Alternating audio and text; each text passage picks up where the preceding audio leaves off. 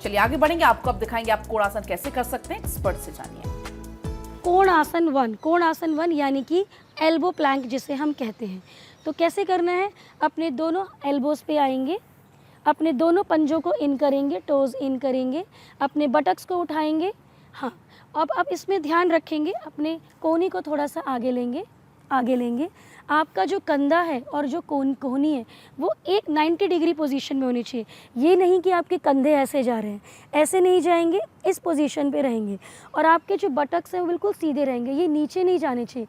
अगर आप ऐसे करेंगे तो कमर में दर्द आएगा।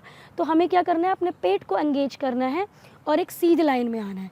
अब हो सकता है शुरुआत में आप इस पॉस्चर को नहीं कर पाएँ, तो जो बिगिनर्स हैं वो किस तरीके से करेंगे, अपने घुटनों को ज़मीन पे रख देंगे, बाकी पोजीशन को ऐसे मेंटेन रखेंगे, कंधे पीछे करेंगे इस पोजीशन में, लाइक दिस।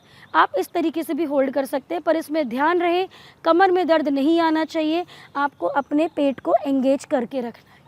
सो इससे क्या होगा, आपकी कोर की भी मांसपेशियां सही हो रही हैं और जो हमारी साइड की जो कोर मसल्स होती हैं उसमें मजबूती आती है। तो इस आसन को भी आप जितनी देर होल्ड कर सकते हैं, कम से कम 1 मिनट तक होल्ड करने की कोशिश करेंगे। धीरे से वापस आएंगे, रिलैक्स करेंगे मकर आसन में, सांस भरेंगे, सांस छोड़ेंगे, सांस भरेंगे, सांस छोड़ेंगे। अगला अभ्यास जो हम करेंगे अपनी साइड ऑब्लिक मसल्स के लिए वो है पूर्वोत्तानासना। सो पूर्वोत्तानासना के लिए सबसे पहले दंड आसन में आएंगे। तो धीरे से उठेंगे, दोनों पैरों को सीधा सामने कर लेंगे, दोनों हाथों को पीछे लेके जाएंगे। हाँ, इस तरीके से आपने जाना है, कंधों को पीछे रखना है। सबसे इम्पॉर्टेंट है इसमें अपनी छाती को अपने ऊपर उठाना है। अब टोस को आगे की तरफ रखेंगे। अब श्वास भरते हुए अपने बटक को उठाएंगे। ध्यान रहे आपकी कोर की मसल्स बिल्कुल एंगेज होनी चाहिए, उसको लूज़ नहीं छोड़ना है। जब आप इस पोजीशन में आ जाएंगे तो धीरे से अपनी गर्दन को रिलैक्स करना है। आपकी गर्दन में किसी तरीके से खिंचाव नहीं आना चाहिए। तो इस पोस्चर से हम क्या कर रहे हैं कि जो हमारी साइड की जो ऑब्लिक मसल्स होती हैं उसमें मजबूती आती है और खिंचाव आता है। तो साइड की मसल्स हमारी स्ट्रॉन्ग होती है। तो जब भी कभी हम बाल्टी उठाते हैं भरी हुई पानी की, तो क्या होता है, हम इस तरीके से उठाते हैं तो हमारी कमर में लचक आ जाती है, क्योंकि इस मसल में मजबूती नहीं होती है।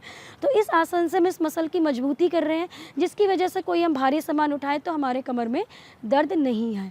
कोशिश करें इस आसन को 10 काउंट तक शुरुआत में होल्ड करें, फिर धीरे धीरे 1 मिनट तक। धीरे से वापस आएंगे और शशांक आसन में रिलैक्स करेंगे। तो शशांक आसन में जाएंगे, अपने दोनों अंगूठों को मिलाएंगे पीछे से, दोनों घुटनों में थोड़ा सा गैप करेंगे और फिर धीरे से नीचे रेस्ट करेंगे, अपने फोरहेड को टच कर देंगे।